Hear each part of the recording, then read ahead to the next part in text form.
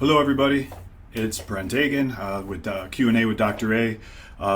Thank you if you are listening. And just remember, if you guys have questions, even if you don't get them out during this conversation, if you send them to us, we can still get back to you with answers or bring them up in another Q&A. We've gotten a lot of good questions even after doing the Q&A session. So just remember, you can still ask questions if you don't get them in during the actual discussion. So again, our Q&A sessions are really focused on better living.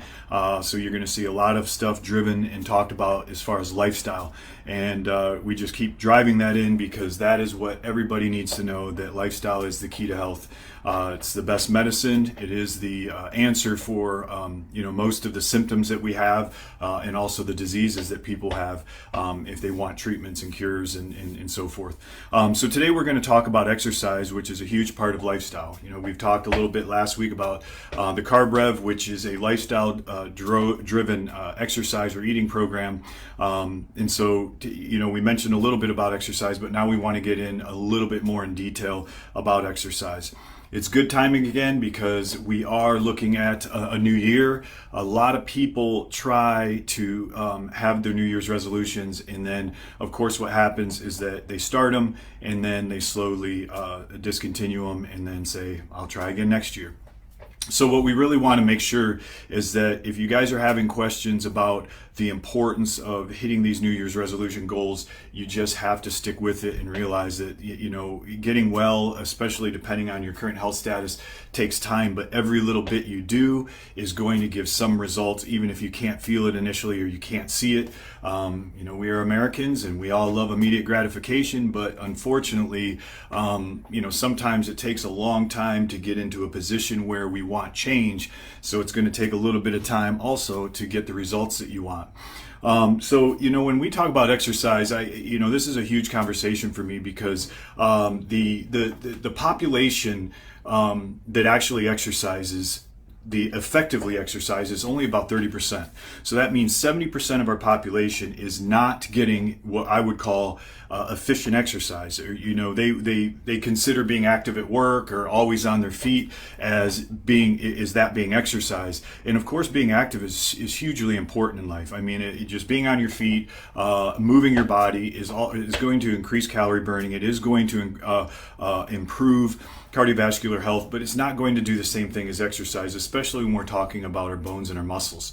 And so when we're looking at opportunities to improve our exercise, we have to start to look at what's realistic. And so anything more than being active is good.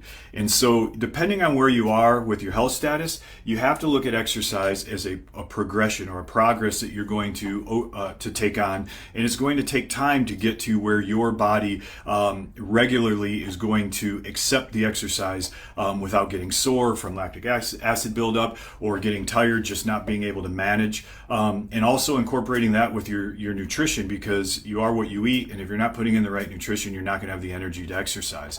So depending on where you are, just remember, don't go too crazy, don't go too aggressively and just fly out on a New Year's resolution and just start killing it at the gym. If you don't know what you're doing, watch classes. There's so many people out there that are providing videos of exercises and can show you different exercise routines, or get a personal trainer. Personal trainers are amazing. They're trained in showing you how to exercise, but most importantly, form, because you don't want to get injured.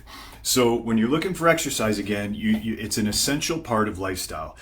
You have your sleep, you have your diet, but you need the exercise. So just start looking at some form of getting yourself doing something that you weren't doing before. So just remember, being active is great, but when you start looking at exercise, you're looking at resistance training, which is anaerobic exercise, and then cardiovascular, which is aerobic exercise. Both of them are very important to have in combination in your exercise routine. So you can't really have one without the other if you're trying to get to a spot, whether it's weight loss or just overall general health. So you just have to think about that. Aerobic is going to be, doing exercises without weights. That's going to be rowing, cycling, running, walking, speed walking, pool exercises, jumping jacks, jump rope. a lot of things that you can do to get your heart rate up and to really work your heart and your lungs, and very important. Now then you have resistance training, which is pulling your own weight or pushing weights, and that is important because our joints need it, our bones need it, and our bodies need it. So when you just understand the importance of exercise, you got to know exactly what's happening in our bodies and why exercise is important. So a lot of you might know, when we start exercising, or as we start, hold on one second.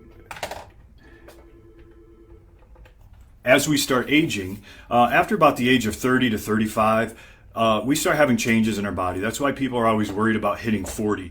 At age 40, I've been through it too. It's just bizarre that the body does start to break down the way it does. I ruptured my Achilles tendon when I was 39 and a half playing soccer. Just coincidental, I guess, but it was frustrating. But that is what happens in the age of 40 to 50. We age in that decade, that 10 years of our lives, more than any other 10 years as we age. So that decade, 40 to 50, is the most important aging time for people to make sure they're paying attention to their health. And exercise is a huge part of that, because that is when your hormones start to decline. That is when your bones stop forming density, and the only way you're going to strengthen bones after that is trying to keep reabsorption of bone from or minimizing that, and that's going to be through the activities that we're talking about. But you can see, as you start hitting 35 to 40, things change, and you can't just expect your body to function the same way. So if you don't want to be injured, you don't want to have osteoporosis or osteopenia, or thinning of the bones when you get older, which puts you at risk of fractures and other potential health risks, you need to have exercise in it. And so that's one. So, exercise naturally helps us with our body fat and our lean muscle mass. It helps with strengthening our bones, not necessarily from the inside, but recruiting bone formation on the exterior just through resistance training. And so you also have to realize the importance of exercise on neurotransmitter formation, bowel regularity, brain health. I think you guys remembered that when I talked about the importance of the proteins in our brain, exercise, after you get around that 40 to 50 years of age, exercise is the number one way for us to improve brain-derived neurotrophic factor to keep our brains healthy.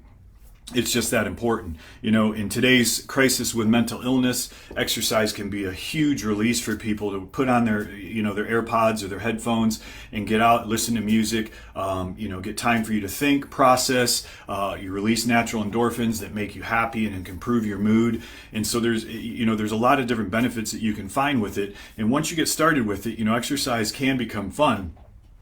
And then it really becomes fun when you start hitting your targets and your goals. And so a little bit of information specifically on exercise.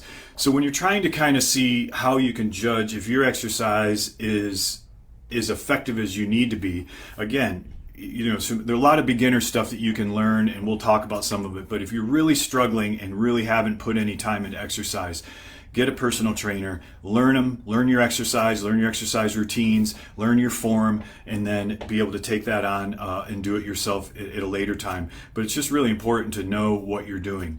Part of what you're looking at with your exercise is looking at heart rate variability. And so that's one of the things that you can find with people that come in and they're just, they come in, they have the story of how hard they're working out and they're just not getting results. If you are working out really hard, you know what you're doing, you're putting in the time with the aerobic and anaerobic exercise, and you're just not getting results, you're going to have to look at your diet, or you're going to have to look at your hormones. But if you're effectively exercising, then you have to make sure that you're doing your exercises correctly, because people can do exercise and have the wrong form and actually not even be isolating the muscles that you're trying to work. So there's a lot of different exercises people can be doing thinking they're working their chest muscles, but they're using lousy form, using too much weight, and they're actually hitting triceps or shoulders. And so you don't need a lot of weight to get to increase lean muscle mass and help with your bones. It really comes down to number of reps, form, and if you're trying to bulk, then again that's a different category beyond just what we're talking about, which is for general health. So just remember, form is huge. It doesn't matter how much weight you push. It comes down to the intensity of your exercise, what your heart rate is doing, and if you're using correct form so you don't get hurt. I always tell all of my clients that once they hit 40, you really have to start changing your exercise philosophies, or you will in fact get hurt. Some of you might remember that I did one of the Q&As with a sling on my shoulder. I had a shoulder exercise 3 months ago because I had pretty much always followed that rule about not lifting heavy weights over my head, but just had made a mistake and was doing kettlebell swings with a heavy kettlebell 3 years ago, and boom, that is what happened. I ruptured, I had a labral tear and ruptured one of my muscles in my rotator cuff. So just remember, you want to be safe. After the age of 40, things change. You can start lowering your weights and increasing your reps.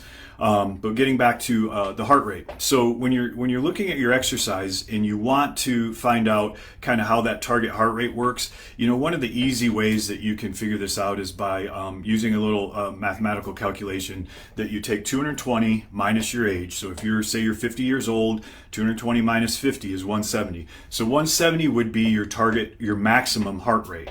And again, this is a loose calculation just to give you an idea, but depending on how fit you are, how healthy you are, if you've had, medical evaluations, that might go up a little bit. My heart rate will go up into the 180s depending on what I'm doing sometimes, but if you look at that and you don't exercise much and you're 50 years old, 220 minus 50 is 170. And then you're going to want to be somewhere between 50 and 85% of that maximum heart rate. So then you're going to get down into, somewhere between, 130 and 150.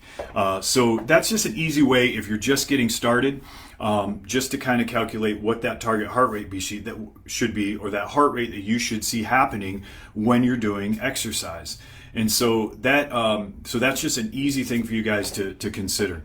And then the other part of that is that as you progress, you also want to progress your exercise. As your body becomes accepting of exercise, you're not getting sore after each one, you have your water intake, your diet's good, then you need to start, then you can start pushing things a little bit more aggressively, especially depending on the results you're getting. One of the reasons that, or just talking about the types of exercise again, resistance training is really important. And I know the majority of the people that I see tend to do mostly aerobic exercise, and that's definitely dominated by the female gender, but that is changing. I think boot camps and high intensity interval training have really created an opportunity for women to enjoy that type of environment where there's classes, camaraderie, people are excited to be at the classes. But if you're just doing aerobic exercise and you're going out walking 2 miles every morning, just the little changes that you could do would be, okay, instead of just walking 2 miles or 3 miles, maybe you only walk 1 mile, but you put on ankle weights and you wear hand weights, or you just get your arms pumping. Because if you will find that in just walking, if you see people when they're speed walking or they got their arms pumping, they're going to be able to take their targeted heart rate, or increase their heart rate variability just by getting the arms pumping. And so that's just easy little ways that you can change being active or doing low impact activities or exercise and turn that into a higher impact, higher increasing muscle gains and burning more calories just from doing things like swinging your arms or adding weights to various parts of your body. But that's a start. And then once you do that, you can maybe go from 1 mile to 2 miles, and you're going to start noticing that areas of your body start improving. And so on the other side of that is also the interest of time. It drives me nuts when patients tell me that they just don't have time to exercise because, come on, everybody's busy, and I try to be busy, all day, every day, but you can't deny the time of exercise because of how important it is. That just means you're not valuing, or you're not putting your wellness as important as it should be, because you allocating time for exercise, it just needs to be at least 3 to 4 days. And when you look at some of the institutes that talk about how much exercise you should target, some of them say 150 minutes of aerobic exercise, or 75 minutes of intense aerobic exercise, and then 2 days of resistance training. you can kind of look at it in different ways, but I say you pretty much have to get yourself into the idea that you need 3 to 4 days of exercise. If you did 3 days of resistance training and 1 to 2 of aerobic only, that's great. But another option, if you really don't believe you have time, is to do high intensity interval training. High intensity interval training is so simple because it's really just burnout sets. It's just, picking 4 or 5 exercises and taking short little breaks instead of long breaks in the gym, and adding in one of the routine or the exercises that you do be some form of aerobic exercise. So you're getting aerobic exercise just because you're doing one exercise in that capacity, whether it's jump rope, a short sprint, a rower, or jump ropes. So many different things you can do. But then you're also doing the rest of your exercises in circuits with minimal resting, which keeps that heart rate up. So you're getting your resistance training and your aerobic exercise, or anaerobic and aerobic exercise in the same routine. And because of the intensity of it, you only have to do this for somewhere between 20 to 40 minutes. Sometimes people will even do one that's 15 minutes because it's so intense. But there's plenty of research to show that you can burn and continue to burn calories longer after that type of exercise than you can do by taking slow reps, lots of breaks, and expanding your exercise out to an hour to 2 hours. So if time's an issue, join a boot camp, get a trainer to put you through high intensity interval training, get a video that you can do it from home with just some resistance bands and some light weights, and you can get your exercise in 30 to 40 minutes a day and do that 3 days a week, and you're still going to see gains with that. So you just have to think that time cannot be an excuse. If you're trying to maximize your vitality and you're really trying to be the best version of yourself, then you have to incorporate exercise. You're never going to reach the point where you can be happy with it, but it isn't going to be your maximum potential. And so again, don't let time be a factor. Figure out how you can get your routines in. It doesn't matter if you work out in the morning, lunch, or after work. You just have to get it in. So some of the things that we have to consider as far as what can we do to enhance our exercise, or what are kind of some other metrics that we can look at as far as how we're doing. And one challenge that I love to give to my clients is pulling your own weight, and that kind of starts coming down more to body composition. And body composition is very individual. We're all our own biggest critics, but yet just how we want our bodies, or how we visualize our bodies to look, is usually achievable for most people. I mean, it's just time, work, into your lifestyle. But when you're looking at body composition, people a lot of times still look at the body mass index, which if you're exercising or you have a decent amount of muscle mass, you're not going to be able to use BMI, because that puts very fit, muscular people into being obese. But a better way to look at it is just looking at muscle to body fat ratio, because that's really what's important. The more muscle mass you have, the more calories you burn. The less fat, the less fat you have, the less health risk you have.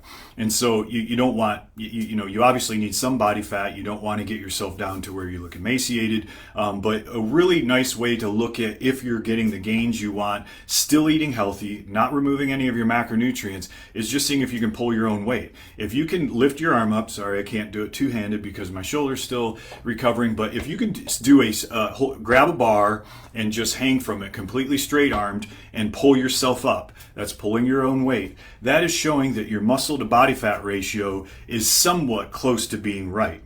And you would be surprised at how many people in America cannot do one straight armed pull up from complete hanging to all the way up to their chin. And you can even do, you can look at even when you're trying to get look at your gains. Push-ups is another one. You can see how well you can do push-ups using good form. Dips is another one. But just a straight hanging pull-up is a great way to know if you are making the gains that you want to see by building muscle mass and reducing body fat.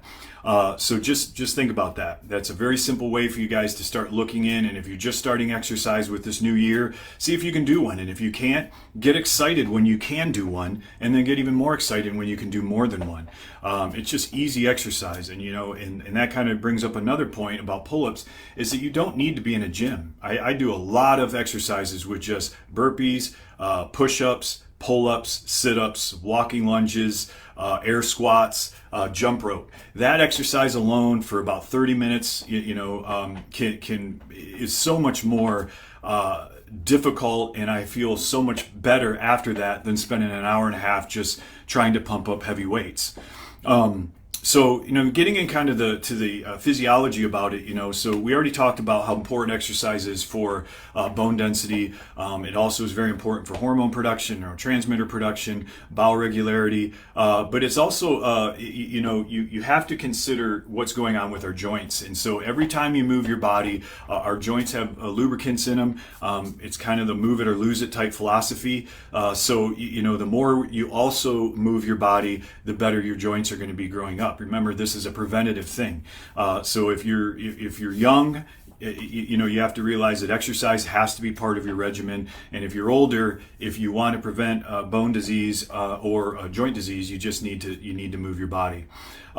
So talking about some of the things that you can do to improve your exercise routines is going to come to the rest of the lifestyle again. Just remember, you need to be getting deep stages of sleep. You got to get that recovery. So just make sure that your sleep is at least somewhat of a good sleep cycle. If you're not tracking it, it's always fun to see exactly what your breakdown of your deep stages and REM are.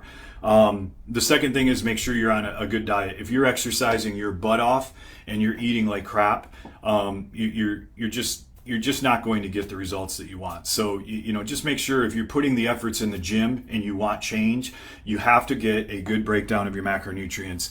You can always look at the carb rev. I told you that is one of the easiest ways for people to track their macronutrients and make sure that they're getting the carbohydrates and they need. And then it's just a little bit of a project for you to kind of match the intensity of the exercise with the amount of carbs you're eating. The other part is supplements. So, creatine has been well established for gaining muscle. You just don't want to abuse it. So just follow the directions. Usually it's a 5-gram load or 5,000 milligram load and about 2,500 milligrams a day. That is a proven, supplement that has been shown to improve muscle mass. Some of the things that we utilize in our office medically and through Telewellness MD are going to be some of the growth hormone peptides. Growth hormone, if you look up all the benefits of growth hormone, you're going to see increase in lean muscle mass, decrease in body fat, improvement in your circadian rhythm or your sleep cycle, improvement in bone density, because they actually show that growth hormone can help with reducing bone resorption or improve bone remodeling. And then also reducing inflammation. So some of the peptides like CJC ipamorelin, sermorelin, ipamorelin, even ibutamoren, which is an oral version, all of these things are going to work well if you are eating well, if you are sleeping well, and if you're working out hard, if you're really looking to get some extra gains. We always tell with peptides, you want to be on them for at least 3 months because it takes a little bit of time just to get your body levels to where you want them to be. But doing 3-month cycles of really good, intense exercise is great. And then you can always take a little bit of time off of those, depending on if it's a financial resource issue or you just want to kind of continue to do cycles, what a lot of people like to do. But those are very safe and very effective ways to get some of the benefits or get the body some of these extra benefits of improving your performance and the results that you're looking for. Some other things that you can consider are some like BCAAs. There's also injectable BCAAs, some other amino acid combinations that you can get, methylcobalamin.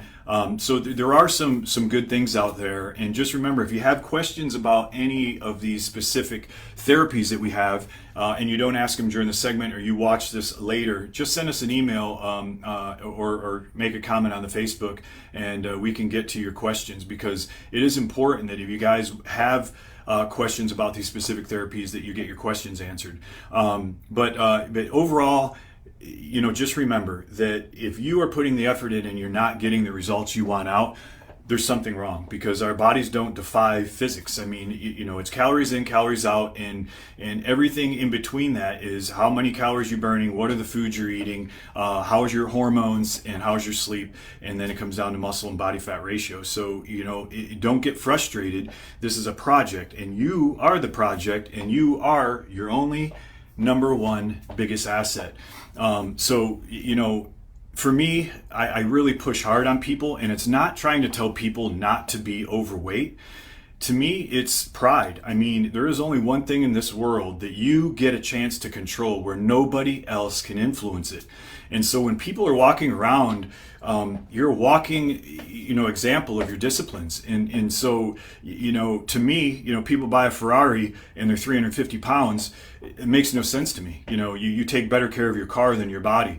You put more money into your car than your body. And this goes, there's so many different materialistic things that people spend so much money on, but then walk around and don't feel inclined to put the same efforts into themselves. Because just remember, this isn't just the outward expression of who you are. This is associated with everything that you do. So it's not just how you look. It's what your energy is, how you respond to people, your relationships, your mood, your future health, preventing disease. It's definitely a cost savings. It's been proven that this is actually a way to save money is by being healthy. So just think about that as we let you go till next week. Is you are the only thing that you can control. You can't control them. You can't control your kids. You can't control your parents. You can't control your friends. Obviously, we can't control anything in the world because it's very odd right now, but you can't control yourself. So, this is a time for you really to look in the mirror and say, I want to look different. I want to look better. I want to be better, and I want to feel better, and take responsibility for it. So just remember, if you have questions, please let us know. If you have any topics that you want to discuss, please send them in. This is a discussion. I don't have cue cards or anything. This is just me talking off the top of my head. So again, if there's some things that might have come out and anyone finds or disagrees with, please just let me know. But this is just information I want to pass on through my 20 years of experience. So again, please send some questions in, and otherwise we will see you next week with Dr.A. Q&A with Dr.A. Thank you. Bye-bye.